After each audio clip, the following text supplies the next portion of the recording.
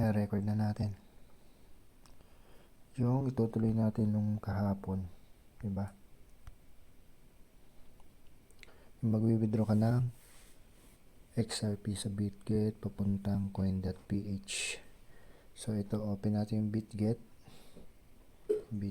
then tingnan na dapat verified to.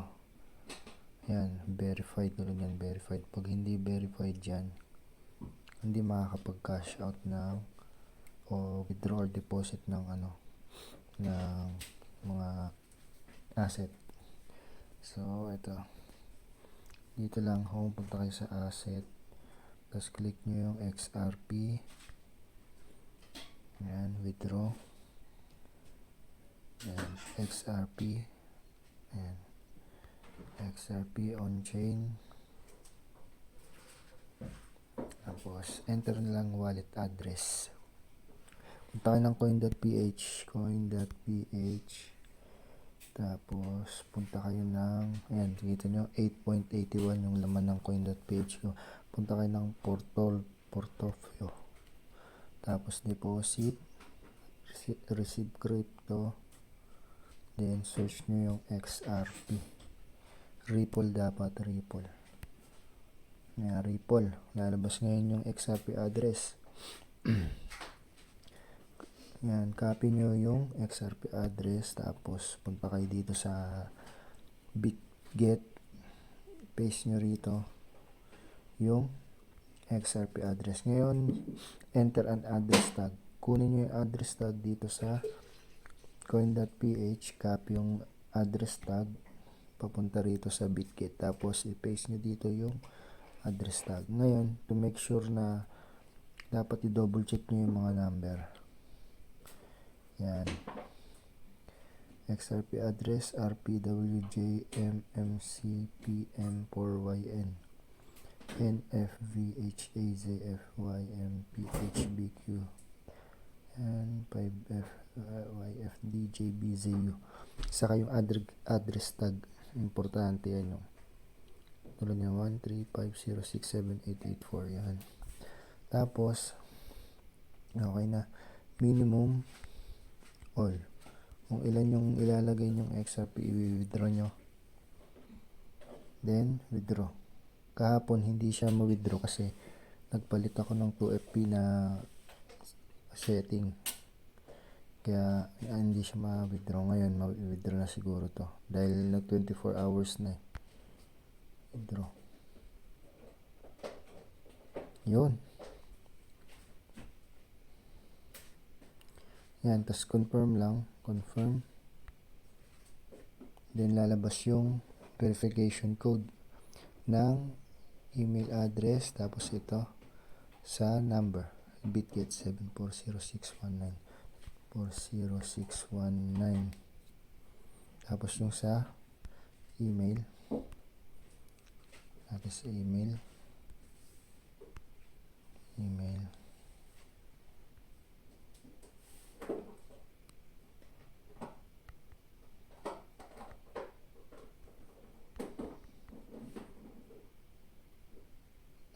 wala dito, ito yata, ito 967,585 sa Bitget, 967 double check 585. So confirm. Yan, withdrawal submitted. Ibig sabihin, papasok na siya sa coin.ph. Status, ayan, pending pa siya. So antayin natin mamaya. Ayun, dito tayo sa Bitget. Ayun, na withdraw na yung 55 XRP. Yan na, success na. Ibig sabihin, pumasok na siya sa coin.ph. Yan yung transaction niya. Yan. Ngayon, tignan natin yung coin.ph. Kung nandun na yung XRP. Yan, coin.ph. Yan. Coin.ph.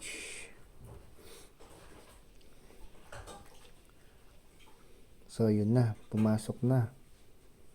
Kanina 8 pesos lang yan. Ngayon 1,587 na.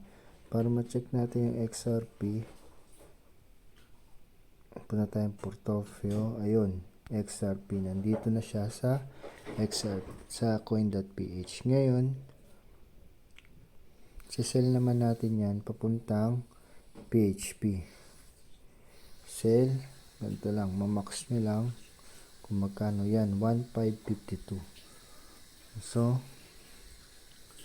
volatile pala ito every minute or seconds nagpapalit yung ano niya, tumataas siya or bumababa. Yan, sell nyo lang.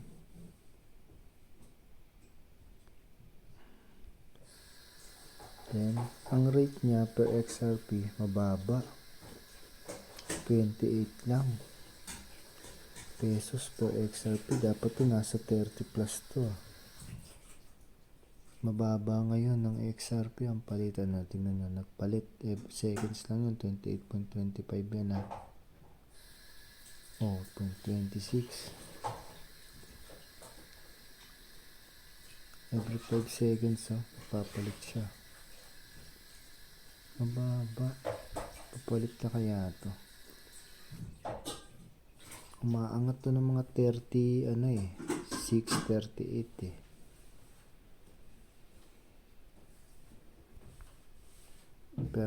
per X peso. Parang lugi nga, confirm sale na lang. Confirm sale successful. Okay, got it. So meron wala na tayong XRP, magiging peso na siya. So yun na, may 1,564.80. Yun na. Dapat pala verified din kayo dito sa coin.ph. Yan, verified dapat. Okay, kailangan lang yung passport or other support document. Yung ID nyo sa Pilipinas, pwede yan, mga valid ID.